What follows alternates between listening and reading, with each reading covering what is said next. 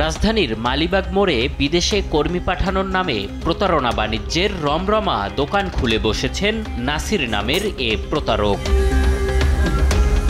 Recruiting agency দাবি করলেও কোনো লাইসেন্স বা অনুমতি নেই এ প্রতারকের। আপনারা যখন লাইসেন্স পান না তার আগে আপনি কেন কাজটা শুরু করলেন?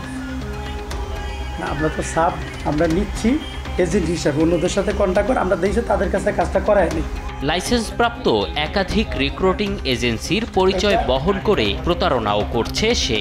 এইটা না, চুক্তিটা ছিল কি, ওনার যে একজন ছিল আরমান নামে একজন, উনি বলছিল যে ভাই এই করেন, তবে কোথাও প্রিন্ট দিয়ে না, তবে আমাদের ভাই মিষ্টিকে প্রিন্ট করার পরে আমি বলছি যে না, এটা ব্যবহার করো না। তার অফিসে থাকা একাধিক ভুক্তভোগীর কথাই প্রমাণ করে বিদেশে পাঠানোর নামে কোটি কোটি টাকা হাতিয়েছে সে। বেলারুশে পাঠাবে, পরে বেলারুশে ওয়ার্ক পারমিট আনছে, আনার পরে বলতেছে যে আলবেনিয়া বলতেছে, এখন এভাবে আর কি ঘুরাইতেছে।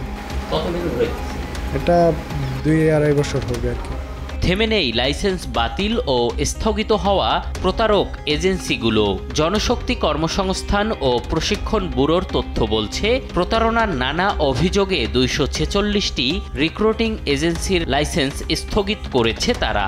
এর মধ্যে অন্যতম ইম্পেরিয়াল রিসোর্স লিমিটেড। তবে অফিসটিতে ঢুকলে চোখ কপালে উঠবে যে কারো। কার্যক্রম বন্ধ থাকার কথা থাকলেও এখনও শত শত বিদেশগামীদের হয়রানি করছে তারা। উপরে যাও নিচে যাও এইরকম করতেছে, কোনো মেসেজ এখনো যাইতেছে না। 1 মাসের উপরে হয়ে গেছে, আমার ওকে হয়ে গেছে কাগজ, কিন্তু আমার মেসেজ যাইতেছে না।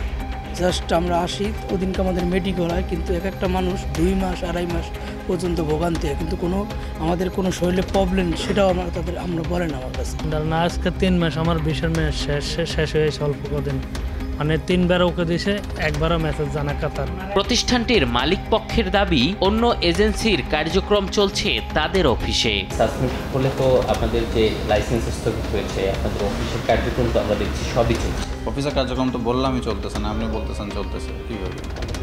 মানুষ যদি বসে থাকে তাহলে শোনেন, আমি বলি মানুষ যদি ওয়েট করে তাহলে কি সেটা কার্যক্রম চলা বলে? তার মানে তারা ওয়েট করতেছে। হ্যাঁ, এমনি ওয়েটিংয়ে আছে, অন্য কাজে আছে, ওরা কাজে আসছে বিভিন্ন। বিষয়গুলো নিয়ে জনশক্তি কর্মসংস্থান ও প্রশিক্ষণ ব্যুরোর মুখোমুখি দেশ টিভি টিম। তাদের দাবি, নিয়মিত অভিযান করে যাচ্ছেন তারা। রিক্রুটিং এজেন্সি যদি তার লাইসেন্সটা বাতিল থাকে অথবা লাইসেন্স না থাকে, তাহলে সে আসলে করতে পারবে না, এই রিক্রুটিং ম্যান পাওয়ার এক্সপোর্টের যে কাজটা, ওভারসিজ এমপ্লয়মেন্টের কাজটা করতে পারবে না। আমরা এর অংশ হিসেবে আমরা নিয়মিত অভিযান পরিচালনা করেছি। আমাদের গত মাসেও আমাদের 6টি মোবাইল কোড পরিচালনা করা হয়েছে। শুধু দেশে নয়, এমন প্রতারক চক্রের খপ্পরে পড়ে বিভিন্ন দেশেও নির্যাতিত হচ্ছে প্রবাসীরা। এম এ আজিম, দেশ টিভি, ঢাকা।